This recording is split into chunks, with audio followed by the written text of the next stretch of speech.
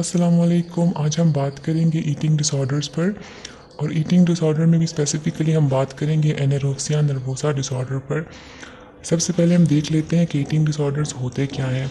Eating disorder एक complex mental health condition है जो कि अनहेल्दी ईटिंग हैबिट्स को कॉज करता है, जैसे कि ऑब्सेशंस हो सकती हैं फूड रिलेटेड या बॉडी वेट रिलेटेड या बॉडी शेप रिलेटेड ऑब्सेशंस हो सकती हैं। इन अनहेल्दी ईटिंग हैबिट्स की वजह से सिवियर कॉन्सिक्वेंसेस हो सकते हैं।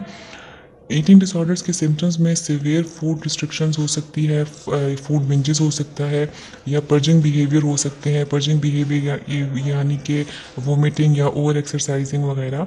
ये डिसऑर्डर एडोल्सन और यंग फीमेल्स में ज़्यादा देखा जाता है।